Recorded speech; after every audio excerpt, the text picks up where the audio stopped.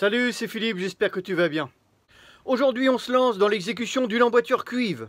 Alors, qu'est-ce qu'on va avoir comme outil pour réaliser ce genre de pièces? Eh bien, tout d'abord, on a la pince emboîture. Ensuite, on a les ailettes et, pour finir, on a les mandrins. Et c'est avec ce dernier outil que l'on va travailler aujourd'hui. Donc, on va aller voir ça. Mais avant d'aller plus loin, si tu arrives sur ma chaîne et que tu t'intéresses à mes vidéos, eh bien, abonne-toi. Tu peux liker aussi si tu as vraiment aimé cette vidéo. C'est parti, générique.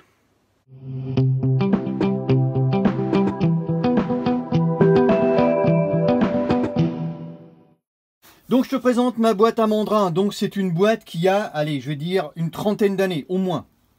Donc en fait, quand j'ai commencé la plomberie, c'était un ustensile qu'on se servait couramment pour faire des installations, que ce soit du sanitaire ou du chauffage, puisque la pince en boîture existait, mais on n'avait pas assez de sous pour s'en acheter une. Donc on avait l'habitude au mandrin, voilà, on faisait toute l'installation au mandrin. Donc j'ai ressorti ma petite boîte à mandrins. Pourquoi? Parce que l'autre jour, eh bien, j'avais besoin de faire une emboîture en 14. Et puis j'avais pas ma pince, j'avais prêté ma pince et on me l'avait pas rendue. Donc j'avais ça dans la voiture et du coup je m'en suis servi. Donc voilà, j'ai refait une emboîture au mandrin. Ça faisait des années que je ne l'avais pas fait, mais ça m'a permis de me remettre un petit peu dans le bain et puis j'ai pas perdu la main. Donc on va regarder ensemble. Je vais te montrer comment on procède pour faire ce genre d'emboîture. Alors bien entendu, ce type de mandrin, tu le trouves encore dans le commerce, hein. Tu vas en trouver sur Mano Mano, Leroy Merlin, etc. Mais tu vas le trouver plus souvent sous forme de plusieurs emboîtures en fait. C'est-à-dire qu'un seul mandrin et tu vas avoir plusieurs emboîtures dessus. C'est-à-dire que tu vas pouvoir réaliser plusieurs emboîtures. Tu vas avoir pratiquement tous les diamètres sur un seul mandrin. Mais tu peux aussi en trouver comme ça, diamètres séparés. C'est-à-dire que là, quand tu as une boîte comme ça, tu démarres par le 8-10. Ensuite, tu as le 10-12, 12-14, 14-16, 16-18, 18-20. Ensuite, on a le 20-22. Donc voilà, ça tu peux le retrouver dans le commerce, il n'y a pas de souci. Donc les diamètres qu'on utilisait le plus, eh bien on le voit à la tête du mandrin, c'est-à-dire qu'en bout là où tu tapes pour faire ton emboîture, c'est le 12-14, c'est le 14-16, tu vois, le 16-18 et le 20-22. Un petit peu moins que les autres, tu vois. Mais alors le 14-16 et le 12-14, c'était vraiment les diamètres qu'on utilisait le plus pour faire la distribution. Hein, déjà, quand tu vois comment c'est aplati, c'est que c'est des mandrins qui ont vraiment travaillé. Hein. Allez, maintenant on va passer à l'exécution de notre emboîture. Donc on va faire une emboîture sur du 16-18.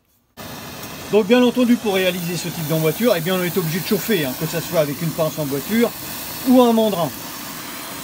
Donc on recuit bien le bout du tuyau.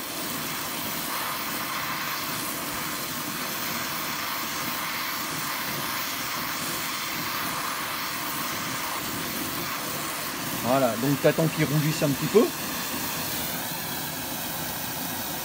Et ensuite tu le refroidis pour pas te brûler forcément. On prend le mandrin de 16-18 de la petite boîte, on le sort. On peut le lubrifier un peu.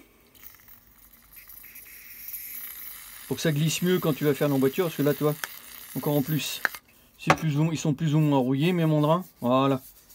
Hein, c'est-à-dire que là, quand tu vas taper, ça va mieux glisser à l'intérieur du cuivre. En ce qui concerne le marteau pour taper sur ton mandrin, moi je te conseille, c'est un marteau de taille moyenne. Ce style-là, à peu près. Que le petit marteau, que tu vas avoir moins d'impact quand tu vas frapper. Donc on va se mettre hors de l'établi pour avoir un petit peu plus de place. Donc je te montre. Alors en fait, ton tuyau, tu vas le tenir à pleine main, ok? Tu vas tenir à peu près, ta main à peu près à 10 cm du bord de ton emboîture, là où tu vas la faire, et le bord de ta main, ok? Ensuite, tu vas le tenir à peu près à 45 degrés. Ensuite, tu emmanches ton mandrin à l'intérieur. Et là, tu vas pouvoir commencer à taper. Alors, tape pas comme un sourd, ça sert strictement à rien. Le principal, c'est d'avoir un impact franc dessus, ok? Voilà, si tu ne l'as jamais fait, alors fais attention à tes doigts, hein, parce que là, quand ça part, ça fait mal. Et au fur et à mesure, tu vas tourner ton cuivre Pourquoi? Parce que si tu tapes toujours du même côté, ton emboîture elle va se tordre. Ok? Et tu regardes bien ce que tu fais. En fait, ce qu'il faut que tu regardes, c'est pas le bout de ton mandrin, c'est ton emboîture. Et au fur et à mesure que tu vas taper, forcément, il y a des moments, elle va se tordre un peu, et bien tu vas la redresser tout en tournant ton tuyau. Tu vois, ça sert à rien de frapper comme un malade. Le mieux, c'est de prendre son temps, quand même. Et puis d'avoir une belle petite emboîture. Voilà. Ok?